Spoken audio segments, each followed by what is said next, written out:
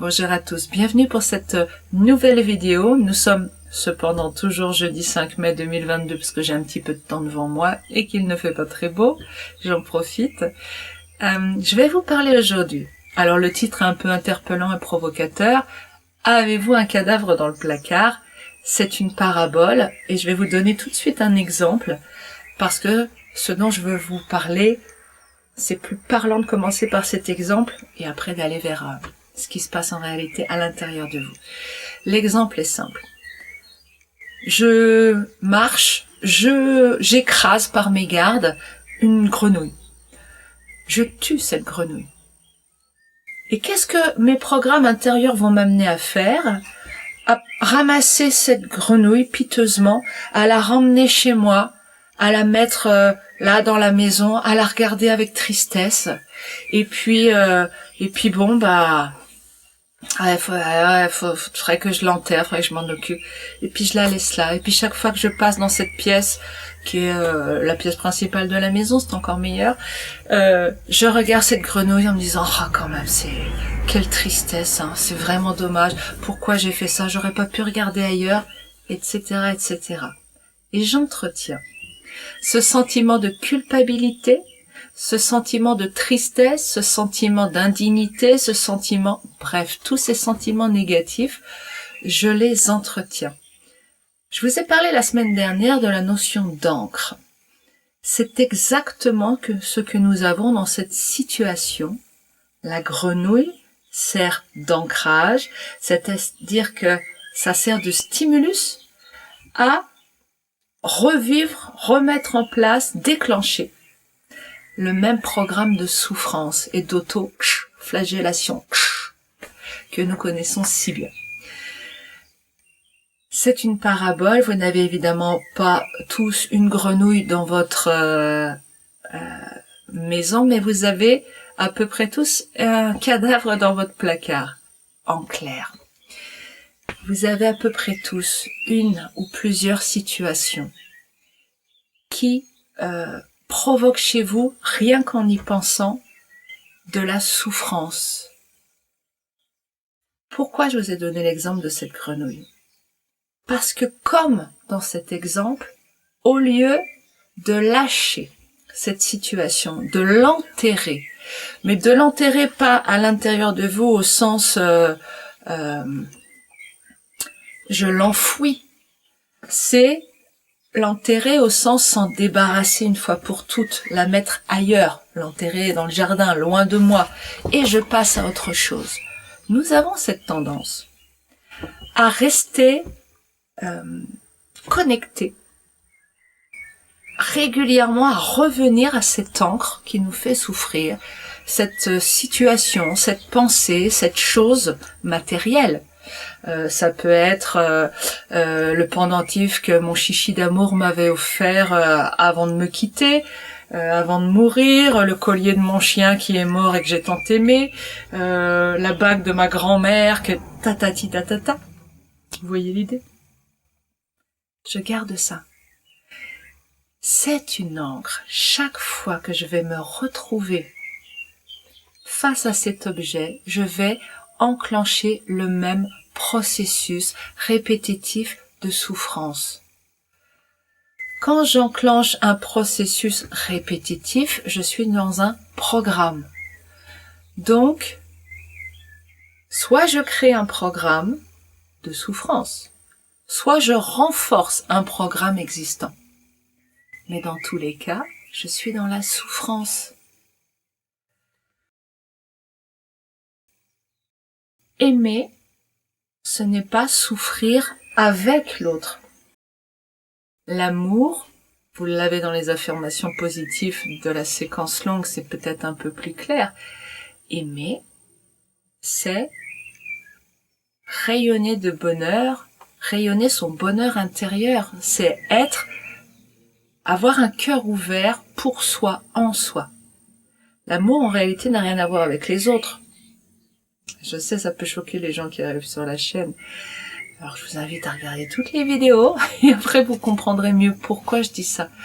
Mais l'amour, c'est quelque chose qui est personnel. Et c'est comme une lumière qui irradie autour de soi. Donc, la lumière ne va pas avec l'obscurité. Ce n'est pas parce que j'éteins ma lumière, c'est-à-dire que j'éteins ma joie. Ce n'est pas parce que je me tape dessus que l'autre va être dans la lumière. De quoi avons-nous besoin? D'amour, mais d'une autre. Parce qu'on ne peut pas donner de l'amour. On peut donner de l'énergie, mais ce n'est pas de l'amour. Ce sentiment d'amour, c'est un cœur ouvert. Je peux pas ouvrir de force le cœur de l'autre. Je peux pas non plus lui mettre de force des pensées positives. Quand je m'aime moi, par un effet miroir, le cœur de l'autre va se mettre à s'ouvrir. Autrement dit, pour donner une image, quand je suis lumière, quand je suis lumineuse, ma lumière illumine les gens autour de moi. Et comme ils sont illuminés, ils se souviennent, inconsciemment bien sûr, ils se souviennent que « Ah, c'est comme ça !» et leur cœur s'ouvre. Et vous le sentez. Certains d'entre vous le sentent quand ils regardent ces vidéos. Quand ils me voient, ils se sentent bien. Je fais rien, hein. J'ai pas de pouvoir magique. Je suis en amour avec moi-même. Et comme je suis en amour avec moi-même, vous sentez cela. Bien que l'ordinateur vous envoie des ondes très négatives, comme tout écran, il y a quand même un peu de cet amour qui passe. C'est pour ça aussi que je travaille en vrai et pas par téléphone ou par Internet. Ça n'a rien à voir au niveau de la puissance du travail. Donc je ne veux pas faire un demi-travail et me contenter d'empocher de l'argent, ce serait pas ok pour moi. Voilà, ça s'est posé, vous comprenez maintenant pourquoi je ne travaille pas juste par téléphone. Donc cet amour qui rayonne va aider l'autre à faire rayonner sa propre lumière. En allumant chacun notre lumière intérieure, nous permettons aux autres d'allumer la leur. Il ne s'agit pas de leur donner de la lumière et il ne s'agit surtout pas de les rendre dépendants de notre amour. Il n'y a aucune dépendance au fait que je m'aime et ah bah tiens, tu vois quelqu'un qui s'aime, et bah tu te mets à t'aimer aussi. Là, vous sentez, il n'y a pas de lien, il n'y a pas de dépendance. Quel est le rapport avec votre cadavre dans votre placard ? Eh bien, souvent, nous voulons garder nos cadavres par sensation de garder un lien. Nous avons l'impression de nous sentir en connexion quand nous gardons ce cadavre avec nous. Mais c'est une impression malsaine. Oui, nous gardons un lien, mais de souffrance. Un lien qui nous fait du mal. Vous allez me dire, oui, mais il y a des fois, j'y pense, je sens mon amour. Ok, il y a des fois mais il y a des fois où tu continues à te faire souffrir. Alors, es-tu capable, en gardant cet objet, de choisir tes pensées? Si vous êtes dans l'inconscience de vos pensées, vous ne pouvez donc pas les choisir et vous allez rester dans vos programmes de souffrance. Tant que vous êtes conditionné à la souffrance, vous allez rester dedans. Lâcher la souffrance, c'est lâcher un état d'être. Nous connaissons ces programmes-là, ceux avec lesquels nous fonctionnons depuis l'enfance, ceux qu'on nous a rentrés dans le crâne. Nous les connaissons. Or, une des choses qu'on nous apprend, des piliers sur lesquels nous sommes construits, c'est la peur de l'inconnu. Parce que nous avons cette croyance pilier que l'extérieur est dangereux, l'inconnu est dangereux. Donc, il y a danger à aller dans l'inconnu. Mais ça vous est déjà arrivé d'aller vous promener dans les bois, dans un endroit que vous ne connaissiez pas, en suivant une piste, et il ne vous est rien arrivé. Et c'était même, vous avez découvert des endroits trop beaux, trop chouettes. Rencontrer des gens que vous ne connaissiez pas, qui étaient passionnants, enrichissants, etc. Vous avez vécu ce que vous vous attendiez à vivre. Si vous êtes parti en vous disant « Oh mon Dieu, je connais pas, ça va être l'enfer », vous avez vécu l'enfer puisque c'est votre pensée qui crée votre expérience. J'en reviens à nos programmes. C'est du connu. Ce qui vous empêche de passer là, c'est donc la peur. Et c'est ça qu'on apprend. Hein. On endoctrine nos enfants à avoir peur. La peur, l'intérêt de la peur, quand quelqu'un lui fait peur, c'est qu'on peut le contrôler. Donc, vous comprenez pourquoi la peur est instituée en fonctionnement étatique de l'État. La peur est promue sur toutes les chaînes de télévision, sur tous les médias, parce que ça permet le contrôle. Il n'y a plus d'activité de réflexion. Et nous transmettons cela involontairement à nos enfants. Oh, fais attention. Oh, va pas tomber. Oh, fais pas ci. Oh mon Dieu. Oh, il a failli. Oh, presque. Et tout ça, ce sont des pensées. Dans la réalité, la plupart du temps, tout va bien. Et quand ça va pas, c'est pas un problème. Simplement, on agit. Nous apprenons la peur. La peur nous empêche d'aller là. Et là, c'est toute la capacité créatrice dont je vous ai parlé dans la vidéo précédente. C'est notre champ infini de possibilités. Pour aller dans exercer mon pouvoir absolu sur ma vie, j'ai besoin de quitter le connu. J'ai besoin de lâcher le bord de la piscine pour pouvoir prendre conscience que nager, mais c'est le pied, de pouvoir jouer dans l'eau, plonger, virevolter, aller au fond de l'eau, voir les petits poissons. Mais c'est le bonheur. Sauf que quand je reste accrochée au bord de la piscine, jamais je ne vais connaître ça. Vivre demande de l'audace. L'audace ne veut pas dire l'excès, la témérité, la prise de risque. Ça veut dire simplement lâcher des choses. Lâcher des choses, c'est faire le deuil.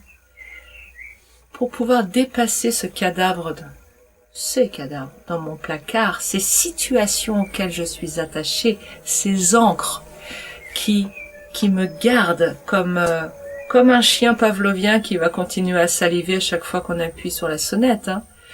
Si je veux me débarrasser de ça, il faut que j'accepte d'aller dans l'inconnu, dans un nouvel état d'être, un nouveau fonctionnement. Quelque chose où, je vais être libre. Mais vous savez, au fond de vous, vous avez peur de cette liberté. Parce que liberté veut dire absence de contrôle intérieurement. Votre ego, c'est pas faire. Comment je peux faire face ? On lui a appris à avoir peur, pas être rassuré et sûr de lui et conquérant et tout va bien se passer puisque j'ai un pouvoir absolu sur ma vie. On vous a appris à avoir peur. Comme vous avez peur, vous créez des choses qui font peur, ce qui renforce votre conditionnement. Mais vous pouvez créer autre chose. Je suis en totale sécurité, je suis absolument maître de ma vie, j'ai un pouvoir absolu. Je crée les plus jolies choses dans les énergies les plus positives et je vois que, effectivement, j'ai des jolies choses qui viennent à moi, alors je reste et je fonctionne là maintenant. Ça demande une période de deuil qui est normale, ça demande beaucoup de courage et je voudrais féliciter tous les gens qui participent au programme de reconditionnement de leur cerveau. C'est très courageux de votre part, vraiment. Je suis très admirative de cette capacité. Peut-être n'est-il pas trop tard si vous n'avez pas commencé ce programme pour essayer de fonctionner autrement. Quoi qu'il en soit, peut-être pouvez-vous commencer par des petits pas et commencer par retirer ce qui vous ancre dans la souffrance, dans votre environnement. On peut changer les choses par l'intérieur, ce qui est le plus efficace, et on peut aussi modifier l'extérieur pour amener une modification à l'intérieur, ce qui est moins efficace, mais fonctionne. Donc parfois, quand ce changement-là, c'est trop dur de commencer par ça, on peut commencer par ça. Et puis quand on est dans une envie, vraiment un élan, et ben on se met à tout changer. On se met à changer ça et l'extérieur. Mais vous n'avez pas besoin de partir à l'aventure avec juste la tente et de vivre pendant 2 ans comme ça pour transformer votre vie. Une dernière chose sur cette histoire de changement. Osez le changement. Les changements, ils peuvent être aussi pour créer un inconnu, un nouvel état d'être. C'est Joe Dispenza qui en parle dans son livre « Vous êtes le placebo ». J'en parle beaucoup, je suis évidemment pleine de lecture et je le trouve passionnant. De choses toutes bêtes, comme on peut pas trop changer l'environnement parfois, eh bien, vous savez ça, changer la façon dont vous croisez vos doigts, la façon dont vous croisez les jambes, la façon de vous asseoir, la façon de vous recoiffer, par quoi vous commencez, changez vos rituels, quelle crème je mets, comment je me lave les dents, comment je me lave les mains. Chaque fois que vous modifiez une façon de faire, vous entrez dans l'inconnu. Et cela crée un état d'être plus présent aussi. Parce que se laver les mains, comme d'habitude, c'est une habitude, c'est donc inconscient. Je ne suis donc pas présente. Ce sont mes programmes inconscients qui travaillent et non pas mon conscient, mon néocortex, celui qui est créateur de ma vie. Je vais m'arrêter là. N'hésitez pas si vous avez des exemples de cadavres dans votre placard, de choses auxquelles vous êtes attachés.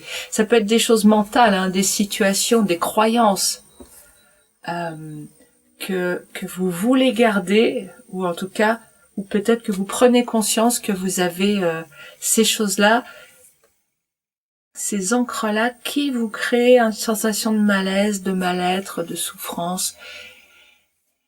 Et nous serons très heureux de voir la diversité de ces encres dans vos commentaires. Je vous souhaite une très belle semaine. À la semaine prochaine. Au revoir.